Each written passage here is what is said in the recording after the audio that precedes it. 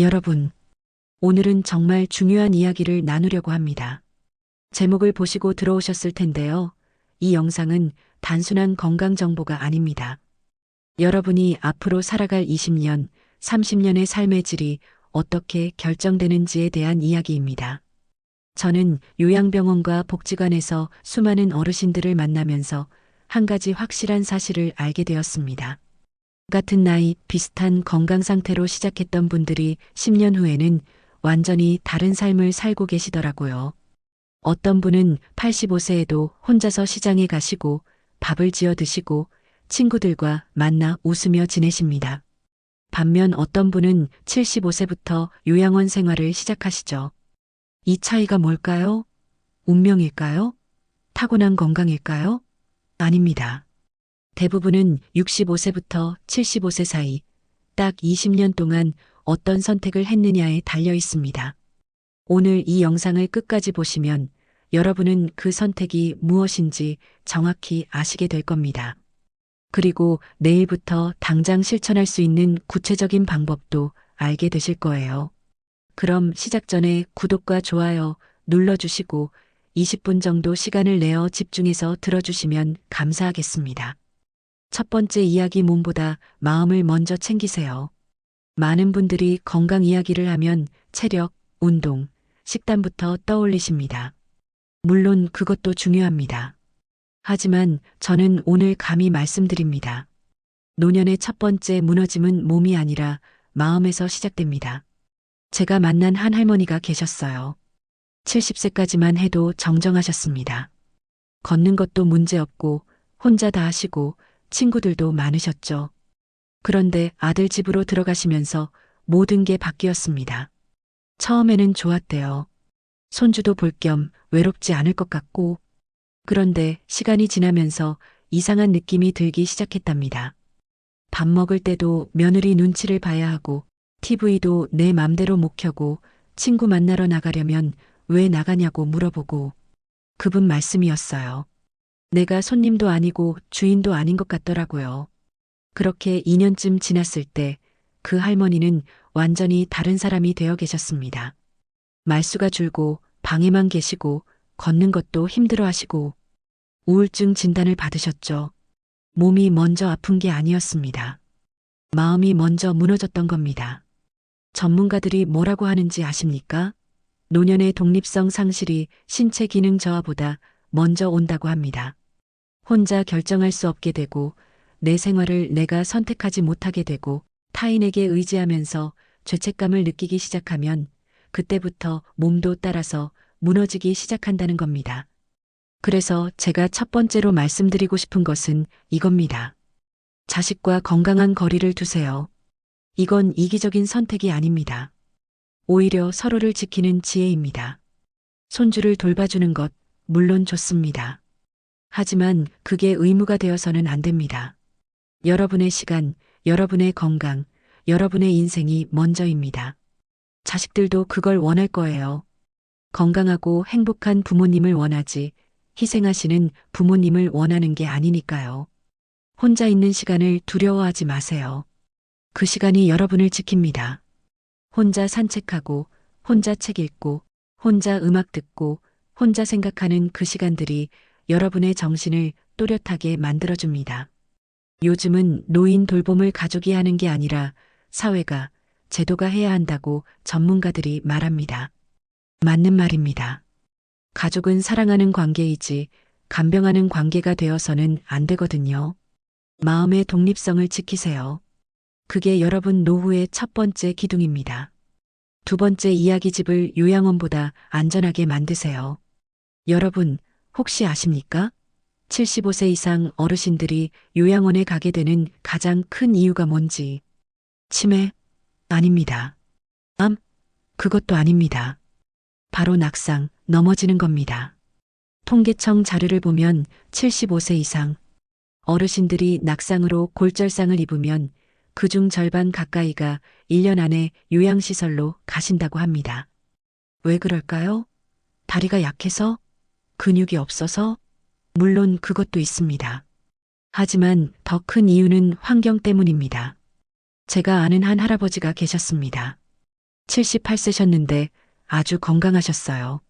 매일 산책하시고 밭에도 나가시고 그런데 어느 날 밤에 화장실 가시다가 넘어지셨습니다.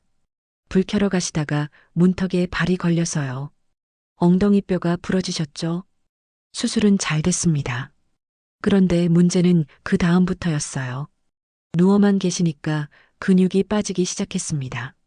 몸을 움직이지 않으니까 머리도 멍해지시고 우울해지시고 결국 3개월 만에 요양원으로 가셨습니다. 단 한 번의 낙상이 모든 걸 바꿔버린 겁니다. 그래서 집이 중요합니다. 여러분이 살고 계시는 그 집이 안전하지 않으면 아무리 건강해도 언제든 위험할 수 있습니다. 지금 당장 확인해 보세요. 화장실에 손잡이가 있습니까? 없으면 오늘 당장 다루세요. 5만 원이면 됩니다. 5만 원으로 여러분의 10년을 지킬 수 있습니다. 바닥이 미끄럽지 않습니까? 미끄럼 방지 매트를 까세요. 계단에 난간이 있습니까? 없으면 만드세요. 밤에 화장실 갈 때 어둡지 않습니까? 센서 등을 다세요. 자동으로 켜지는 작은 전등 하나면 충분합니다. 문턱이 있습니까? 없애세요. 요즘은 문턱 제거 서비스도 있습니다. 침실이 2층에 있습니까? 1층으로 옮기세요. 계단 오르내리는 게 젊을 때는 운동이지만 70대 넘어서는 위험입니다. 일본과 독일 같은 고령화 국가에서는 이미 오래전부터 이런 주거 환경 개선을 국가 정책으로 하고 있습니다. 왜냐하면 집만 안전하게 바꿔도 요양원 입소율이 확 떨어지기 때문입니다. 연구 결과가 계속 나오고 있어요. 여러분, 집은 단순히 사는 곳이 아닙니다. 집은 여러분이 독립적으로 살 수 있는 마지막 보루입니다. 그 집을 요양원보다 안전하게 만드세요. 그러면 여러분은 80대, 90대까지도 그 집에서 존엄하게 살 수 있습니다. 오늘 당장 하나만 바꾸세요. 작은 것 하나라도요. 그 작은 변화가 20년 후의 결과를 완전히 바꿀 수 있습니다.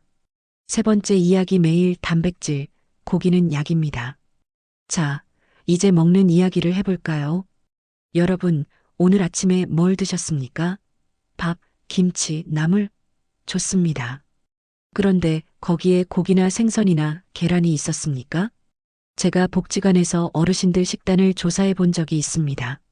놀라운 사실을 발견했어요. 70세 이상 어르신들 중 절반 이상이 단백질을 충분히 안 드시고 계셨습니다. 왜 그럴까요? 고기는 몸에 안 좋아, 나이 들면 소화가 안 돼, 콜레스테롤 올라간대 이런 생각들 때문이었습니다. 그런데 이게 완전히 잘못된 생각입니다. 의학계에서는 최근에 근육을 제3의 장기라고 부릅니다. 간, 심장만큼 중요하다는 겁니다. 근육이 왜 중요할까요? 그냥 힘을 쓰는 것만이 아닙니다. 근육은 혈당을 조절합니다. 당뇨병 예방에 근육이 필수입니다. 근육은 면역력을 지킵니다. 감염에 강해집니다. 근육은 기운을 만듭니다. 의욕이 생깁니다. 그리고 놀랍게도 근육은 뇌 건강과도 직접 연결되어 있습니다. 근육이 약해지면 인지 기능도 떨어집니다. 그 근육을 만드는 게 바로 단백질입니다. 고기, 생선, 계란, 콩, 치즈. 이런 음식들이에요. 한국의 시니어들은 세계보건기구 기준으로 봤을 때 단백질을 3040% 정도 부족하게 드신다는 조사가 많습니다. 그만큼 부족하니까 근육이 빠지는 겁니다.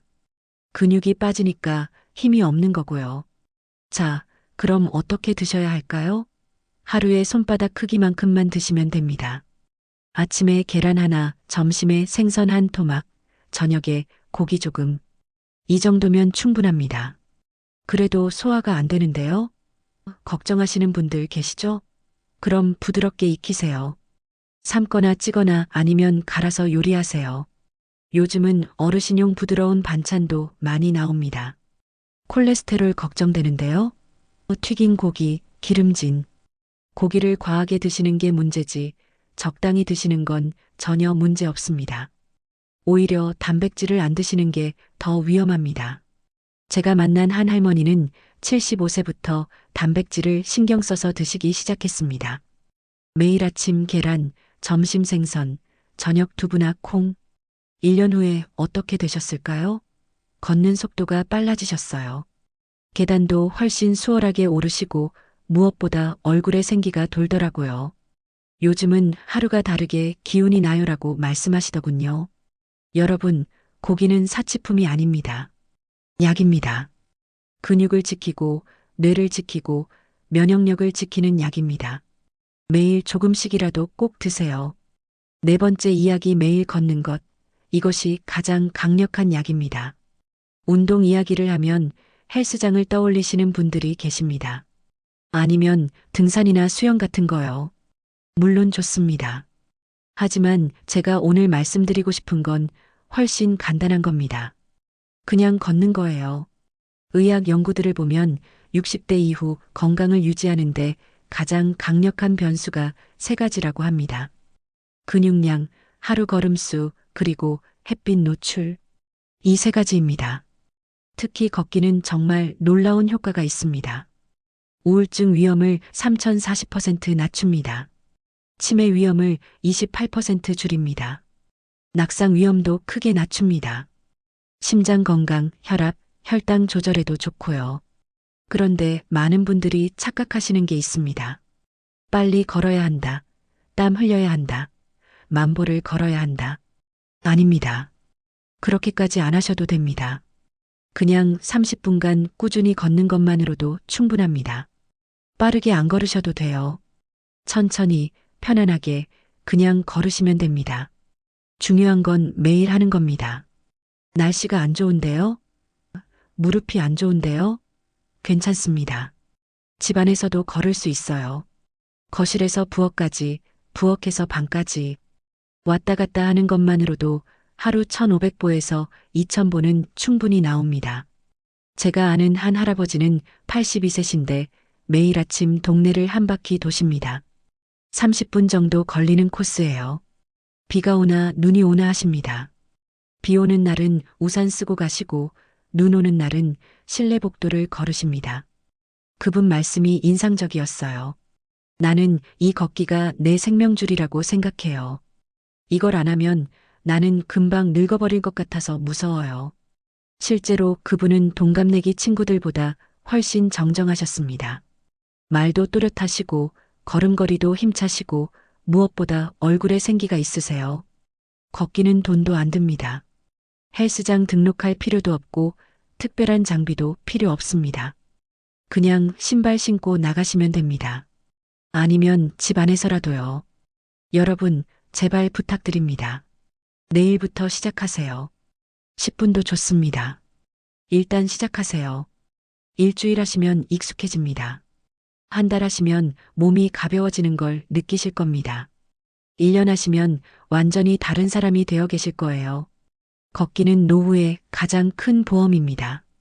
이 말을 꼭 기억하세요. 다섯 번째 이야기 나를 위해 돈을 쓰는 능력, 그것이 존엄입니다. 이제 좀 민감한 이야기를 해볼까 합니다. 돈 이야기예요. 많은 어르신들이 평생 아끼고 모으셨습니다. 자식들한테 물려주려고 나중을 위해서 정말 존경스러운 일입니다. 그런데 제가 수많은 어르신들을 만나면서 안타까웠던 게 있습니다. 정작 본인은 아무것도 누리지 못하신다는 거예요. 먹고 싶은 거 참고, 가고 싶은 곳 안 가고, 입고 싶은 옷 안 사고, 그러다가 70대 후반, 80대 되면 건강이 나빠지고, 그때부터 병원비로 돈이 나가기 시작합니다. 결국 모아둔 돈은 병원비와 요양비로 다 나가고, 정작 본인은 행복한 순간이 거의 없으셨던 거죠. 이게 정말 잘 사신 인생일까요? 저는 아니라고 생각합니다. 전문가들도 말합니다. 노년의 재산은 부모가 스스로 쓰는 것이 최선이다라고요. 왜 그럴까요? 첫째, 유산을 남기면 오히려 자식들 간의 갈등이 생기는 경우가 많습니다. 상속 문제로 형제가 원수가 되는 경우도 있어요.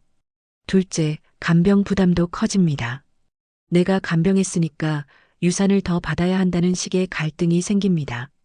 그보다는 부모님이 건강하실 때 행복하게 쓰시고 즐기시고 경험하시는 게 훨씬 낫습니다. 그게 진짜 자식들도 원하는 겁니다. 그리고 또 하나 중요한 게 있습니다. 돈을 쓰는 사람이 사회에서 대우를 받는다는 겁니다. 식당에 가서 자식이 계산하면 어르신은 그냥 앉아 계시는 사람이 됩니다. 하지만 어르신이 직접 계산하시면 어르신이 주인이 됩니다. 병원에서도 마찬가지예요. 본인이 카드를 내시면 의사나 간호사도 본인께 설명합니다. 자식이 내면 자식한테 설명하죠. 돈을 쓰는 능력은 단순히 소비가 아닙니다. 그건 사회적 존중을 받는 방법이고 스스로 주체가 되는 방법입니다. 제가 아는 한 할머니는 75세부터 매년 여행을 다니십니다. 국내 여행이지만 매년 새로운 곳을 가세요. 나는 내가 걸을 수 있을 때 다 봐야 해. 나중에는 못 가잖아라고 말씀하시더라고요. 그분은 80세가 넘으셨는데도 정말 활기차십니다. 여행 사진 보여주시면서 이야기하시는 모습이 10년은 젊어 보이세요. 내년에는 어디 갈까 생각하면 벌써 설레라고 하십니다. 여러분, 지금 쓰세요. 지금 여행 가세요. 지금 맛있는 거 드세요. 지금 좋은 옷 사 입으세요. 그게 낭비가 아닙니다. 그게 투자입니다. 현재의 행복과 경험과 추억이 여러분의 정신 건강을 지키고 면역력을 높이고 노후를 풍요롭게 만듭니다. 자식들한테 유산 남기는 것보다 건강하고 행복한 부모의 모습을 보여주는 게 훨씬 큰 선물입니다. 그걸 꼭 기억하세요. 6번째 이야기 약은 수치가 아니라 삶의 질로 결정하세요. 마지막으로 약 이야기를 하겠습니다. 나이가 들면 병원에 가는 일이 잦아집니다. 그러면 자연스럽게 약이 늘어나죠. 혈압약, 당뇨약, 콜레스테롤약, 관절약, 위장약. 어느새 한 움큼씩 먹게 됩니다. 그런데 여기서 중요한 걸 말씀드려야겠습니다. 나이가 들면 혈압이나 혈당, 콜레스테롤 수치가 조금 올라가는 건 자연스러운 노화 과정입니다. 젊었을 때와 똑같은 수치를 유지할 필요가 없습니다. 최근 고령의학에서는 무조건 정상 수치로 맞추지 않는다는 원칙을 씁니다. 왜냐하면 약이 너무 많아지면 오히려 부작용이 생기기 때문입니다. 어지러움, 멍함, 무기력, 식욕 저하. 이런 증상들이 생기면 오히려 생활 능력이 떨어집니다. 그러면 넘어질 위험도 커지고 우울해지고 악순환이 시작됩니다. 제가 만난 한 할아버지는 약을 7가지나 드시고 계셨습니다. 그런데 계속 어지럽고 힘이 없다고 하시더라고요. 의사와 상의해서 꼭 필요한 약만 남기고 줄였습니다. 그랬더니 2주 만에 몸이 가벼워지셨대요. 왜 진작 안 줄였나 싶다고 하시더군요. 물론 약을 함부로 끊으시면 안 됩니다. 꼭 의사와 상의하셔야 해요. 그런데 의사와 상의할 때 이렇게 말씀하세요. 저는 수치보다 제 삶의 질이 더 중요합니다. 약을 줄일 수 있는 방법이 있을까요? 많은 의사들이 이제는 고령 환자에게 약을 줄이는 방향으로 치료합니다. 최소한의 약으로 최대한 편안한 생활을 유지하는 게 목표가 된 거죠. 그리고 하나 더 말씀드리고 싶은 게 있습니다. 사전 준비에 관한 이야기예요. 연명의료의향서, 재산 분배, 장례 방식, 집 정리. 이런 것들을 미리 정리해 두시는 게 좋습니다. 아직 죽을 때가 아닌데 왜 그런 걸 생각해? 라고 하실 수도 있어요. 하지만 이건 죽음을 생각하는 게 아닙니다. 오히려 지금 남은 시간을 더 선명하게, 더 자유롭게 살기 위한 과정입니다. 준비가 되어 있으면 마음이 편해집니다. 나는 다 정리했어. 이제 남은 시간은 내가 하고 싶은 대로 살면 되라는 마음이 생기거든요. 그리고 자식들도 나중에 갈등 없이 부모님 뜻을 지킬 수 있고요. 여러분, 약은 수치를 맞추기 위한 게 아니라 여러분이 편안하게 살기 위한 겁니다. 그리고 미리 준비하는 건 죽음을 준비하는 게 아니라 삶을 더 충실히 살기 위한 겁니다. 80대 이후의 삶은 지금 결정됩니다. 여러분, 여기까지 함께 해주셔서 정말 감사합니다. 이 6가지 거창한 게 아닙니다. 하나하나가 다 일상에서 할 수 있는 작은 선택들입니다. 여러분은 내일 한 번에 다 하실 필요 없어요. 오늘 하나, 내일 하나씩만 시작하시면 됩니다. 그런데 이 작은 선택들이 모이면 어떻게 될까요? 1년 후에는 몸이 달라집니다. 5년 후에는 생활이 달라집니다. 10년 후에는 완전히 다른 노후를 살게 됩니다. 제가 처음에 말씀드렸죠?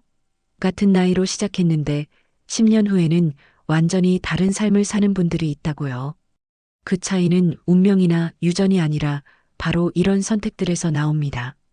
65세부터 75세, 20년이 정말 중요합니다. 이 시기에 여러분이 어떤 습관을 만드느냐, 어떤 환경을 준비하느냐, 어떤 마음가짐을 갖느냐가 80세 이후의 20년, 30년을 결정합니다. 85세에도 혼자 장 보러 가고, 혼자 밥해 먹고, 친구 만나 웃고, 내가 원하는 곳에서 내가 원하는 대로 살 수 있는 삶. 그게 바로 존엄한 노후입니다. 그리고 그 존엄은 지금 여러분의 선택에서 시작됩니다. 저는 여러분이 그런 노후를 맞이하시길 진심으로 바랍니다. 여러분 모두가 건강하고 행복하고 자유로운 80대, 90대를 사시길 바랍니다. 오늘 이 영상을 보신 것만으로도 이미 첫걸음을 내디디신 겁니다. 이제 내일부터는 하나씩 실천하시면 됩니다. 화장실 손잡이 하나, 아침 계란 하나, 30분 산책 하나. 작은 것부터 시작하세요. 그리고 혹시 이 영상이 도움이 되셨다면 여러분 주변의 다른 분들에게도 공유해 주세요. 댓글로 여러분의 생각이나 경험도 나눠주시면 정말 감사하겠습니다. 여러분의 이야기가 또 다른 분들에게 힘이 될 수 있으니까요. 저는 앞으로도 여러분의 건강하고 행복한 노후를 위해 계속 유익한 정보를 전해드리겠습니다. 구독과 좋아요, 알림 설정도 꼭 부탁드립니다. 오늘도 건강하시고 행복하세요. 여러분의 노후는 여러분이 만들어가는 겁니다. 지금부터 시작하시면 됩니다.